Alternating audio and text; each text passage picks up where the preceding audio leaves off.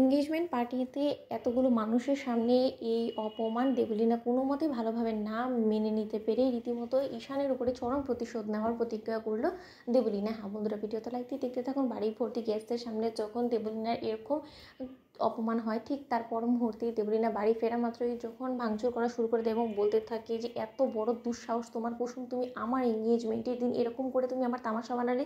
এবং তার থেকেও বড় কথা, ঈশান তুমি আমার উপরে প্রতিশোধ নেওয়ার জন্য তুমি কুসুমকে ভালোবাসার কথা সকলের সামনে বলে তুমি আমাকে ছোট করার চেষ্টা করে তুমি আমার উপরে রিভেঞ্জ নিলে।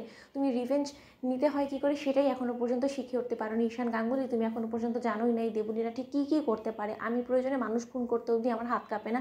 আর সেখানে কিন্তু সামান্য তুমি একটা চুনোপুটি মাত্র। একবার শুধু তোমার ওই বাড়িতে আমি বউ হয়ে যাই, তারপরে দেখো তোমার কী হালামি করি।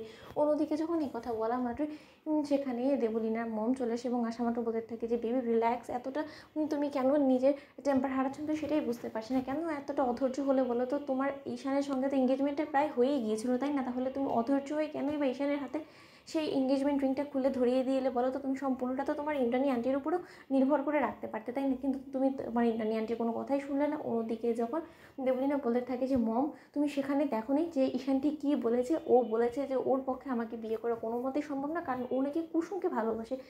রিয়েলি মম?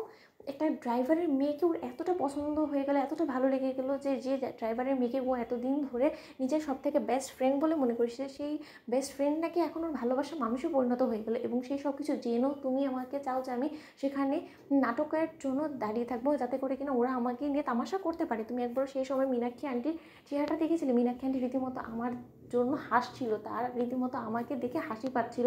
তার হাসিটা দেখে আমি নিজেকে কন্ট্রোল করে রাখতে পারছিলাম না মম।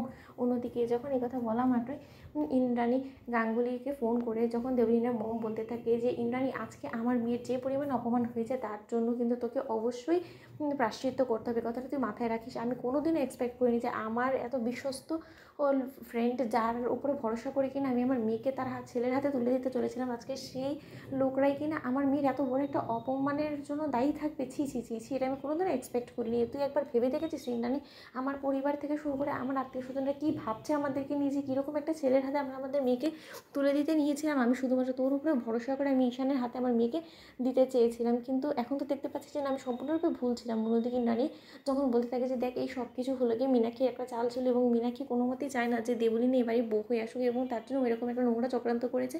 এবং এই জিনিসটা সম্পর্কে আমি মীনাক্ষীকে যথেষ্ট পরিমাণে বকাঝকাও করেছি, এবং আমি তোকে আশ্বাস দিচ্ছি যে খুব শীঘ্রই আমরা আবারও ঘটা করে বড়সড় করে আয়োজন করে আমরা দেবলীনার এঙ্গেজমেন্টটা অনুষ্ঠানটা আমরা সারবো। দিকে সামনে একদম টেনশন করিস না, তুই একটু রিল্যাক্স হতো। তোমরা লাইক, শেয়ার করো, সাবস্ক্রাইব করো।